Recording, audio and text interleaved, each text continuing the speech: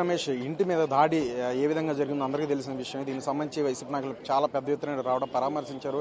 ప్రధానంగా దీని మీద అసలు ఏం జరిగింది మనతో మాట్లాడడానికి మాజీ మంత్రి కారుమూరి ఉన్నారు. వారితో మాట్లాడే ప్రయత్నం చేద్దాం. సార్, నిన్న జరిగిన ఏదైతే అంశం జోగి రమేష్ ఇంటి అంతకుముందు అంబటి ఇంటి మీద జరిగింది, నిన్న ఒకరోజు మరొక ముందే మళ్ళీ జోగి రమేష్ ఇంటి జరిగింది, ఎట్లా చూస్తారు? ఇవాళ ఈ ప్రభుత్వం ఉందో లేదో తెలీదు, పోలీస్ వ్యవస్థ ఉందో లేదో తెలీదు. ఇవాళ వివాదాస్పద ఫ్లెక్స్లు పెట్టి దాని మీద పేర్లు లేకుండా జగన్మోహన్ రెడ్డి గారు ఇద్దరు చైర్మన్ బొమ్మలేసి వివాదాస్పదంగా పెట్టిన దాన్ని బట్టి ఈ గొడవలన్నీ వచ్చినాయి. దాన్ని తీయవలసిన బాధ్యత పోలీసు వారికి, ప్రభుత్వానికి ఉంది. కావాలని ఇవాళ రెచ్చగొట్టి బేడి బ్యాచ్ల్ని, రౌడీ బ్యాచ్ల్ని, గంజాయి బ్యాచ్ల్ని తెచ్చి ఇవాళ అక్కడైనా ఎక్కడైనా సరే చేసే కార్యక్రమం చేశారు. అక్కడైతే సాక్షాత్తు ఎమ్మెల్యే దగ్గరుండి చేపించింది. ఆవిడ మీద కేసులు లేవు, ఏమీ లేవు. ఇక్కడ కూడా సాక్షాత్తు ఇక్కడ ఎమ్మెల్యే తాలూకు వాళ్ళందరూ కూడా దగ్గరుండి చేయించారు. ఇమీడియట్లీ వాళ్ళ మీద కేసులు పెట్టే కార్యక్రమం చేయాలి.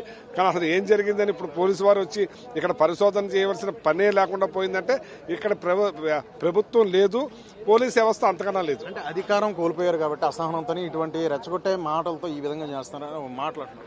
మీకు తెలుసు కదా, మీరే చూశారు, మీరే అన్ని తీశారు. మిమ్మల్ని దగ్గర రానివ్వకుండా మిమ్మల్ని కూడా తవరేసే పాడేసి చేశారు. ఈ ప్రభుత్వం, ఈ కూటమి ప్రభుత్వం ఏ రకంగా చేస్తుందో ఒకసారి మీరు చూడాలి.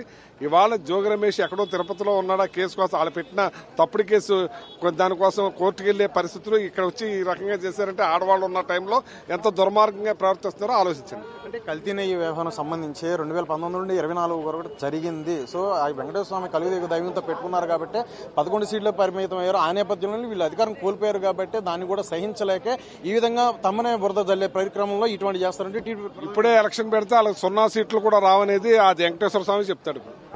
రైట్. కారుమూరి నాగేశ్వర గారు చెప్తున్న మాట మాజీ మంత్రి అయినటువంటి ప్రధానంగా చూస్తే నిన్న జోగి రమేష్ ఇంటి పైన చేసిన దాడికి సంబంధించి రాష్ట్రంలో అరాచక పాలన జరుగుతుంది అనే దానికి నిన్న దాడి జరిగిన, అలాగే అంబటి రాంబాబు చేసిన అంటే ఇంటి మీద చేసిన దాడి కూడా ఒక ఎగ్జాంపుల్ అంటూ కూడా చెప్పుకొస్తున్న పరిస్థితి అయితే కనబడుతుంది.